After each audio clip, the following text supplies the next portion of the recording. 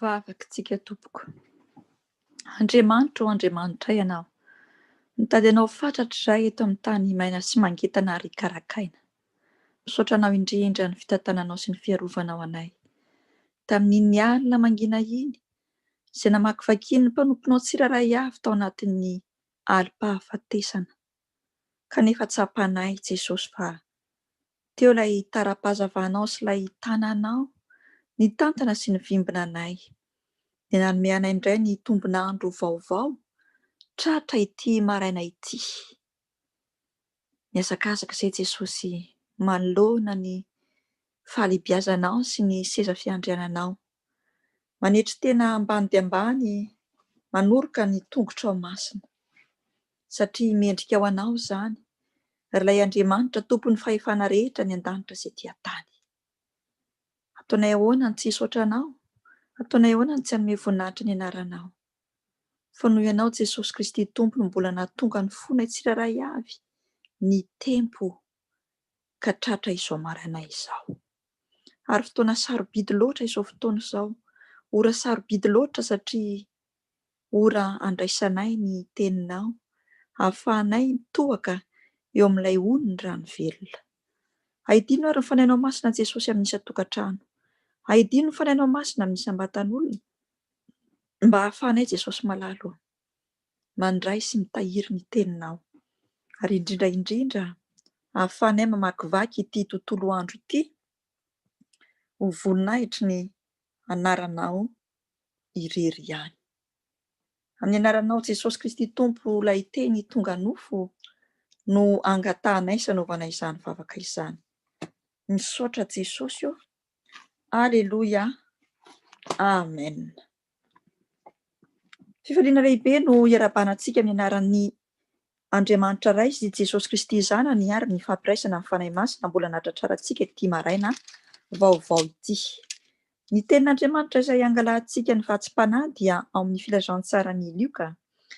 Filazantsarany Lioka toko 5:20, raisintsika ny 1:20 ka hatramin'ny 4:20.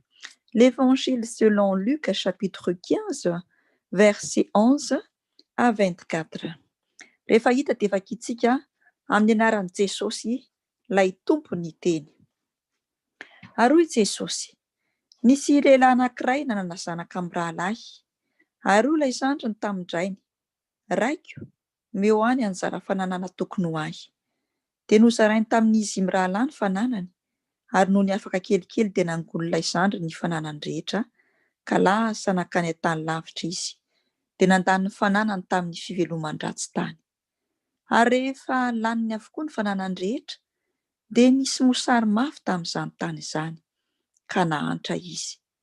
Dia nandeha izy ka niankina tamin'ny tompon-tany anankiray tamin'izany tany izany, ary dia nirahina tany an-tsahy hiandry kisoa. Ary satry ny hameno ny kibony tamin'ny voankazo fihinany kisoa, fa tsy nisy nanome azy.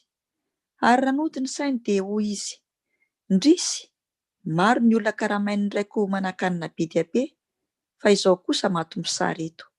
Hiainga aho dia hody any amin'ny raiko, ka nao aminy hoe: raiko, efa nanota tamin'ny lanitra sy teo anatrehanao aho, ka tsy mendrika atao hoe zanakao intsony, fa ataovy tahaka ny anankiray amin'ny olona karamainao aho.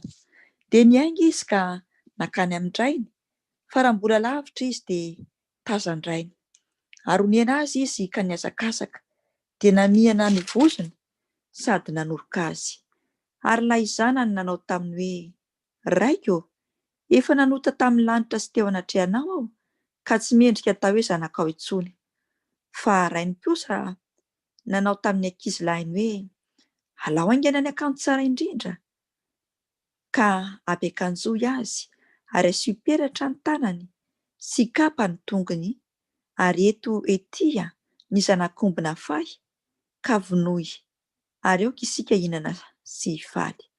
Fa ity zanako ity efa maty fa velona indray ary efa very fahita indray, dia nifaly izy. Amen. Ray Masino, mitenena mandrakariva, voninkaino izahay mpanomponao. Izany tenin'Andriamanitra izany dia mampametram-panontaniana hoe iza tamintsika izay miaino izao onjam-peo izao amin'ity maraina ity no mbola tsy naharena na fantatra ilay tantara ny zanak'Adala. Fantatsika mazava tsara rehefa haitsika tsy anjery aza na mikipitsika izany tantara izay novonaky tao amin'ny andaratsoratra masina izany. Fantatsika fa ilay faralahy dia te hanana fahalalana sy te hanao ny sitrapo filahany izao tontolo izao, ka nangataka tamin'ny rainy ny zarana ny fananana ary hanomeny anjarany. Nanaiky izany ny fangatahana izany ilay rainy ary dia tanteraka tokoa ny fanindriny ilay zanany faralahy. Ny filazantsarany Luka 5:10 eto dia manambara mazava tsara ny zava-miseho rehetra sy ny zavatra nataony ity tovolahy ity rehefa lasa izy nandao ny tranony rainy. Voamarina izany eo amin'ny 7:10. Matetika dia hampatsiahivina antsika kristianina mazava tsara fa ny olona izay mandao ny tranon'Andriamanitra ray, izay tompony fahefana rehetra any an-danitra sy etỳ an-tany, fa te hiaina malalaka amin'ny fisainan'ny herin'ny tenany na ny fitarihan'ilay fanahy ratsy dia ny devoly izany, dia inona no hafarany? Hoy ny tompony, esheka avokoa. Ary izay indrindra no mahatonga antsika amin'ity androandroany ity hahita izany hoe ahoana moa ny fifandraisan'ny ray sy ny zanaka, ahoana ny fifandraisan'Andriamanitra ray izay nanome an'i Jesosy Kristy Tompo Zana no famonjena izao tontolo izao, eo amin'izao vanim-potoana iainantsika izao sy eo amin'ny fiainana maha-kristianina antsika. Raha tsy miverina ka natsiaro ny adosony ny olona iray dia nitarika ny fahampotehana, fahaverezana, ny fiafaran'ny fiainan'izany olona izany. Eto ny Tompo Jesosy Kristy dia mampianatra antsika amin'ny alalan'izao fanoharana izao fa fiainana feno fahotana sy fitiavan-tena no notanterahany'ity faralahy ity sy ny zavatra niainany. Ary moa mampandiny tena antsika tsirairay avokoa izany fitondran-tena nataony ity zazalahy ity, ary mampandiny tena antsika tsirairay koa izany soratra masina izany. Raha mipetraka amintsika izany soratra masina izany dia manontany amintsika hoe izaho koa na ianao koa mba ahoana? Amin'ny heviny lalina indrindra dia fisarahana amin'ny fitiavan'Andriamanitra izay tompony fahefanany an-danitra sy etỳ an-tany no zavatra miseho. Ny mpanotana ny mpiverin-dalana dia tahaka ilay zanaka faralahy izay nandany lany foana ireo fanomezam-pahasoavana ara-batana sy ara-tsaina ary ara-panahy azony tamin'Andriamanitra ka nampiasainy tamin'ny sitrapon'ny ratsy sy ny sitrapon'ny devoly izany. Dia toy ny fikarohany ny fahafinaretana ao amin'ny fahotana. Ny vokany rehefa avy eo dia ny fahadisom-panantenana, ny alahelo, ny fikorosoana fahana amin'ny maha olona mihitsy aza indraindray. Ary matetika dia manafoana izay fiainana tena izy sady marina izay tsy mety ho hita raha tsy ao anatin'ny fihavanana amin'Andriamanitra Ray izay tompon'ny fahefana rehetra any an-danitra sy ety an-tany. Alohan'ny verenana na hanatonan'ilay zanaka very na ilay mpanota dia tsy maintsy mazava amin'ilay olona aloha fa tena andevozan'ny fahotana izy, sady mila mahatsapa fa tafasaraka amin'Andriamanitra sy Jesosy Kristy tanteraka izy. Voamarina izany eo amin'ny 14:10 ka hatramin'ny 17:10.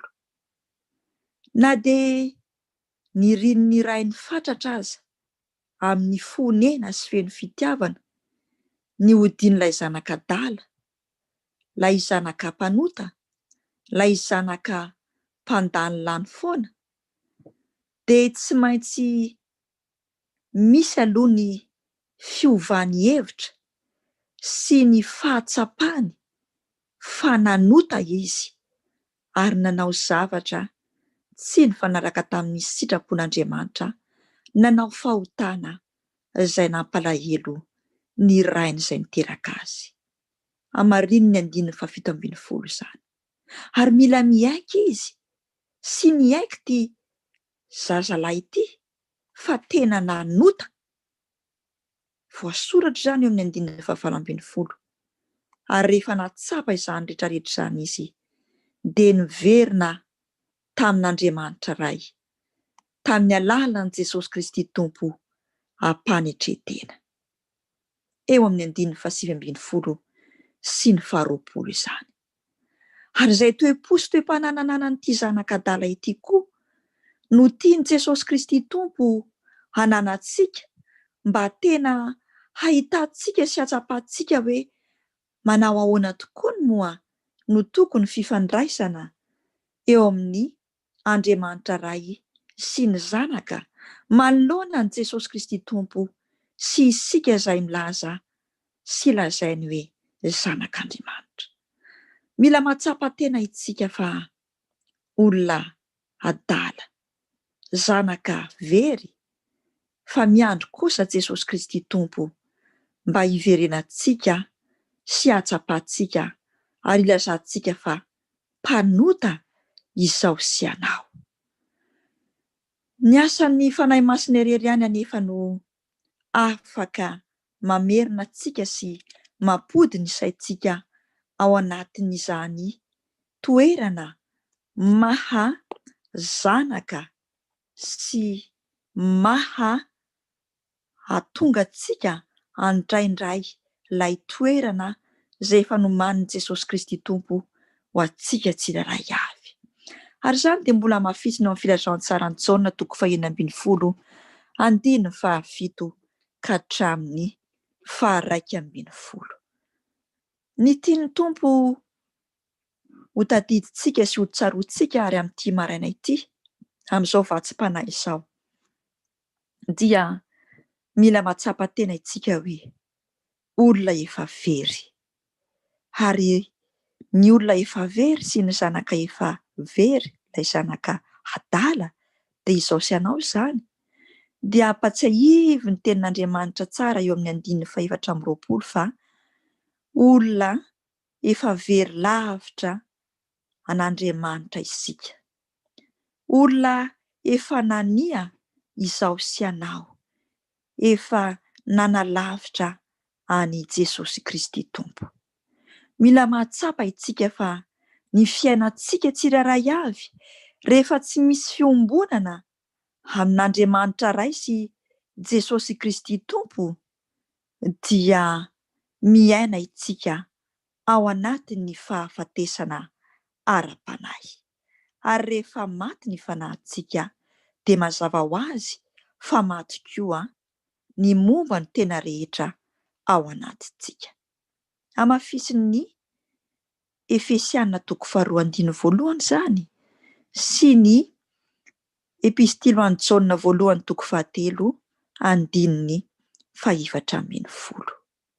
Tsarovy kosa anefa fa rehefa miverina itsika, mahatsapa fa nanalavitra an'Andriamanitra, mahatsapa fa tsy tafatoetra eo akaikin'i Jesosy Kristy Tompo intsony, dia mila mibebaka, mila manantona sy miverina ao anatin'ny lapany dia ao amin'ny tranon'Andriamanitra izany. Ary azontsika indray ny fiainana marina, ny fiainana feno, ny fiainana misy fahavelomana, ary izany no vokatry ny fiverenana eo amin'Andriamanitra ray. Izany no amafisiny ao amin'ny filazantsarany Jaona 2:12, andininy 9-20. Jaona 2:12, andininy 9-20. Hoy Jesosy: ary izay rehetra velona ka mino ahy dia tsy ho faty mandrakizay. Mino izany va ianao? Tiananantsika ny fahavelomana mandrakizay, izay santarintsika dia ny mbola etỳ an-tany. Miverena amin'Andriamanitra iray izay namorona ny tany sy ny lanitra, ka nanome an'i Jesosy Kristy zanany ho famonjena antsika. Miverena ao amin'ny tranon'Andriamanitra ary vonina indray antsika i Jesosy Kristy Tompo dia ilay raintsika.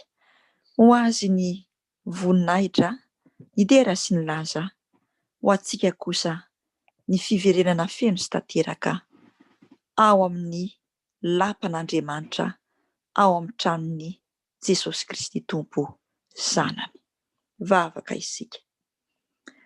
Reto Jesosy io, ny zanak'adala izay efa milaza fa nino nefa tsy nahalala. Ny fiainana sy ny fitiavana ary ny famonjena izay vitanao dia nefa natakalonay tamin'ny fiainan'izao tontolo izao. Anio ianao dia mampatsiahy anay ny fahalebiazan'ny fitiavan'Andriamanitra ray. Mahatsiaro menatra sy mangay ahy izahay satria efa nandany lany sy nanao ny fiainana izay feno sy mampangay ahy. Soa fa teo ny fanahinay ao masina izay nampiverina ny sainay, ka nahatsiaro fa na ny sakafo fihinan'ny kisoa indray aza dia tsy misy ary koa tsy sahaza ho anay. Mahatsiaro izahay fa tafasaraka feno sy tanteraka tamin'Andriamanitra ray, ary maty avokoa ny fiainanay manomboka amin'ny fiainana ara-panahy. Androany anefa ianao Jesosy dia nampatsiahy anay fa mbola misy ilay fitiavanao izay nomen'Andriamanitra ray. Dia miverina ireto mpanota izay mangay ahy ka mandadilady eo ambany faladianao masina ry Jesosy Kristy Tompo masina sy ilay manana ilay fitiavany iray. Mahatsapa izahay fa olona adala sy tsy tanteraka efa tafasaraka aminao, kanefa tamin'ity maraina ity indray izay nomenao ny maraim-baovao dia nampatsiahivo ilay fanahy masinao fa mila miverina ao amin'ny lampanao dia ao amin'ny tranonao izany izay efa sokafanao mivoha mitanadana ho an'izay vonona ny androso sy hiditra ka hiara isakafo aminao ao amin'izany lampany voninahitra ao izany. Ity maraina vaovao izay nomenao anay ity ka nahatonga ny fonay hitebo sy mbola hitebo dia famindraponao sy famelan-keloka ary koa mbola fanomezanao anay indray ny fiainam-baovao ahafahanay mamakivaky izao tontolo andro izao sy ny andro rehetra sisa iainanay tsirairay avy eo ambany elatry ny fahasoavanao. Tazony mahafaty sy mahatananao ary aoka horakofan'ilay ranao teo ambony hazo fijaliana ny mpanomponao. Raiso Jesosy, ny fanahy, ny saina, ny foa, izay rehetra andro sisa iainanay sy havelomanay, ho voninahitry ny anaranao irery ihany. Ary ho tontolo andro hiverenanay feno sy tanteraka eo aminao, ilay tompony fahefana rehetra ny an-danitra sy etỳ an-tany, dia ao amin'i Jesosy Kristy Tompo ilay namita ny famonjenany ity tontolo andro ity, ka mitrananay fihavanana feno sy tanteraka ao aminao. Ho anao ny tera sy ny hatsara ny voninahitra mandrakizay ry Laim-pahary, fa ho anay kosa zanakao ny famindraponao anio ampitso ary mandrakizay. Alléluia. Amen. Bon journée daholo tsika rehetra rehetra. Bon lundi, tahiny tompo.